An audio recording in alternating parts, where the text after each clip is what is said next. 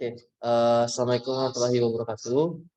Perkenalkan kami dari kelompok 3 ingin mempresentasikan hasil diskusi kami tentang pemanfaatan perangkat digital.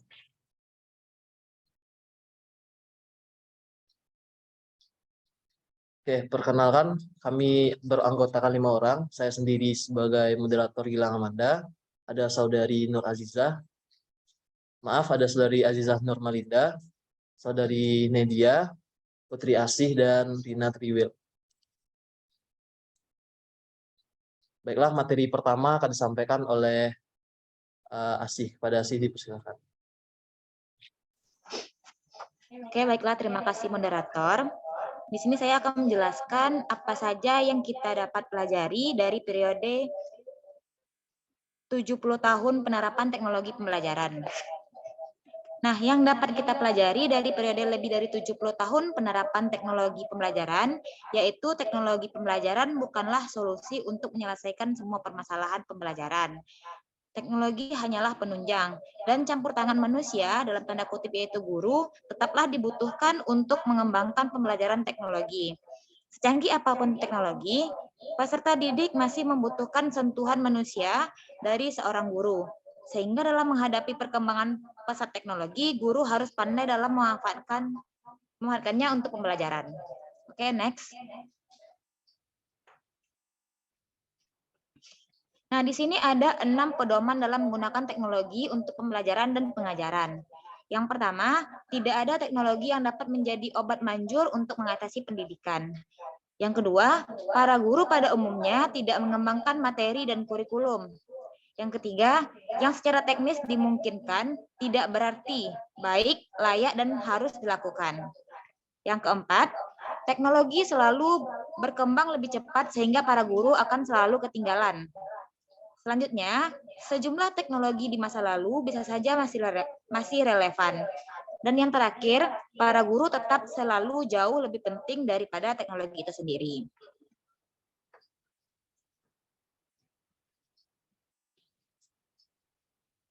Nah, perkembangan teknologi memang memberikan kemudahan untuk berbagai bidang, khususnya bidang pendidikan. Meskipun fasilitas kemudahan untuk mengakses berbagai informasi dapat kita manfaatkan, namun teknologi digital tidak dapat mengatasi masalah pendidikan.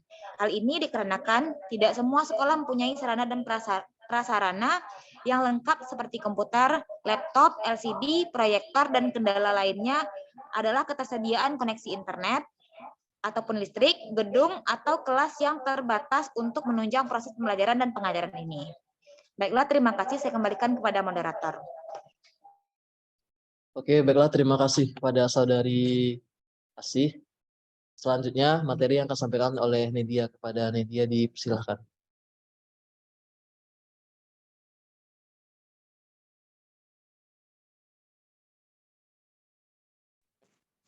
Baik, terima kasih kepada moderator.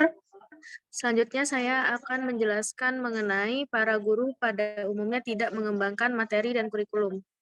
Berkembangnya PC atau komputer pribadi belum dapat dimanfaatkan secara maksimal oleh pendidik untuk menuliskan ide atau gagasan yang dimiliki. Pada kenyataannya, pendidik lebih memilih menggunakan buku paket atau LKS yang sudah ada untuk pembelajaran daripada mengembangkannya sendiri. Dalam penggunaan bahan ajar tersebut, pendidik tidak mengecek kembali mengenai kesesuaian bahan ajar dengan materi dan kurikulum yang berlaku. Hal ini dikarenakan kurangnya antusias dari pendidik untuk mengembangkan materi dan kurikulum.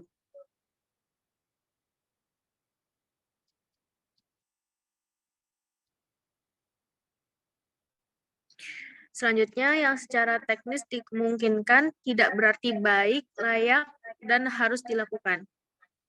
Teknologi adalah pedang bermata dua. Di satu sisi, akan memberi manfaat bagi penggunanya. Di sisi lain, dia juga akan menghadirkan ancaman yang merusak.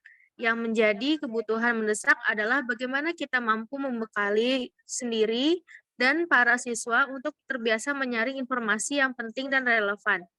Untuk itu, kita belajar untuk mengabaikan informasi-informasi lain yang tidak penting.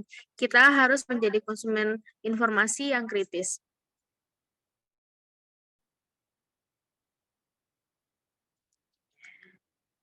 Teknologi selalu berkembang lebih cepat sehingga para guru akan selalu ketinggalan.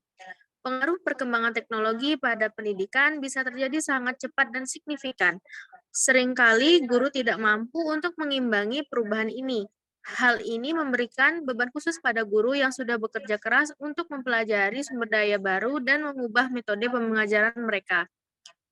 Pendidik mungkin tidak dapat memprediksi masa depan teknologi pendidikan, tetapi mereka tahu bahwa teknologi tersebut akan berbeda dari saat ini.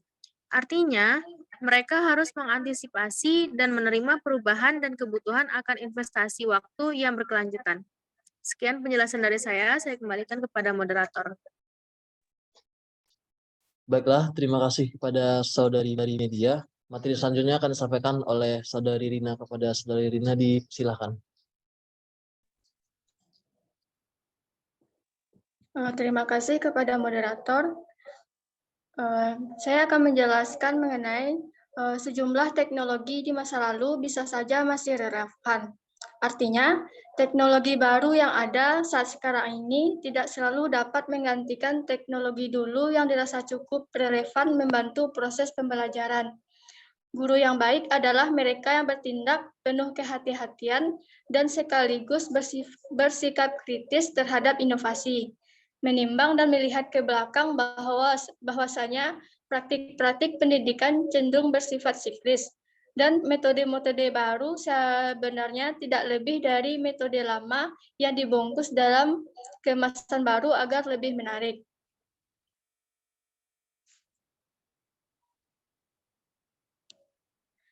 Kemudian selanjutnya itu para guru tetap selalu jauh lebih penting daripada teknologi. Artinya, peran guru dalam proses belajar sungguh penting karena guru mendukung besar dalam membentuk karakter mulai dari pendidikan tingkat bawah hingga pendidikan tingkat atas. Dengan adanya guru, siswa menjadi lebih paham dalam pembelajaran dan terarah dalam prosesnya. Hal ini bukan tanpa alasan, sebab dalam pandangan kami, guru tetap menjadi tombak penting dalam kemajuan suatu negara. Sekian yang dapat saya sampaikan, saya kembalikan kepada moderator. Oke, baiklah. Terima kasih kepada saudari Nedia. Selanjutnya materi akan disampaikan saudari Azizah. Kepada saudari Azizah dipersilahkan. Baik, terima kasih atas kesempatannya dari moderator. Di sini saya akan memaparkan hasil wawancara dari guru mengenai pengembangan atau perubahan karakteristik siswa dari zaman dahulu atau zaman sebelumnya, zaman sekarang, dan masa yang akan datang. Nah, guru yang saya wawancarai adalah seorang guru yang telah mengabdi di sebuah SMA selama 21 tahun. Dan pada 4 tahun terakhir, dia menjabat menjadi seorang kepala sekolah. Nah, SMA ini berada di Sijunjung dengan nama guru itu Ibu Asmaili SPD. Next. Nah, sebelum kita memulai membahas hasil wawancara, saya akan sedikit mengupas mengenai pengenalan sekolah terlebih dahulu. Nah, SMA 11 Juli ini terletak di sebuah daerah yang dulunya merupakan lokasi transmigrasi. Nah, sekolah ini memiliki banyak sekali keragaman budaya di dalamnya. Nah, dapat diartikan bahwa peserta didik di sini juga memiliki karakteristik yang berbeda. Berikutnya.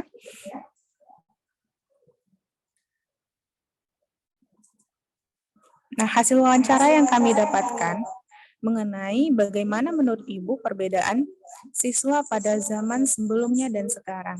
Nah, si Ibu menjawab bahwa jauh sekali perbedaan antara anak zaman dahulu dengan zaman sekarang. Anak zaman dahulu dengan menatap saja mereka sudah paham apa yang kita maksudkan. Apakah kita marah, menegur, atau merasa senang.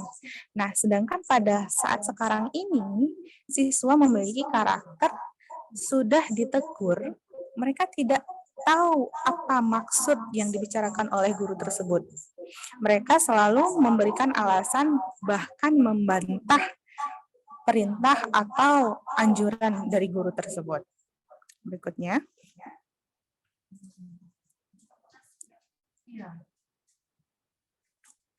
Nah, kemudian guru juga berpendapat bahwa cara memperlakukan siswa zaman dahulu dengan zaman sekarang itu berbeda. Nah, kalau pada zaman dahulu, ketika diberikan masukan atau teguran, siswa menerima untuk perubahan sikap dan perilaku mereka.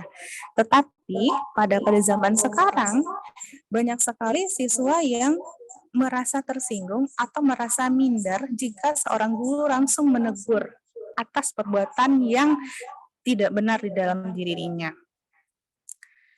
Berikutnya.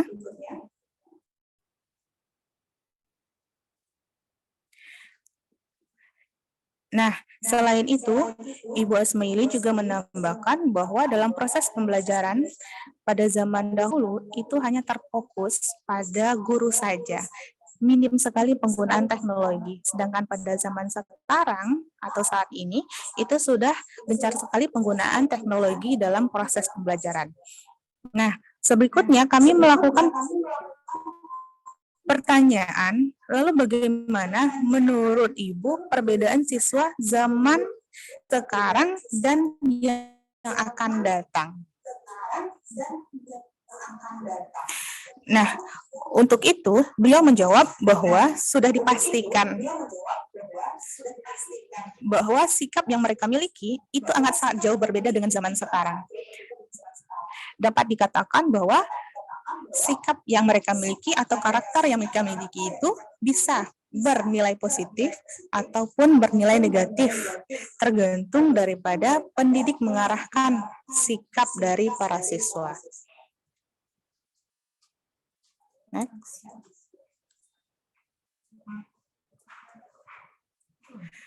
Oke, terima kasih, dikembalikan kepada moderator. Baiklah, terima kasih kepada Saudari Azizah. Mungkin sekian presentasi dari kelompok kami. Apabila ada kata yang salah, mohon dimaafkan. Kami tutup dengan wabillahi taufiq wa hidayah. Assalamualaikum warahmatullahi wabarakatuh.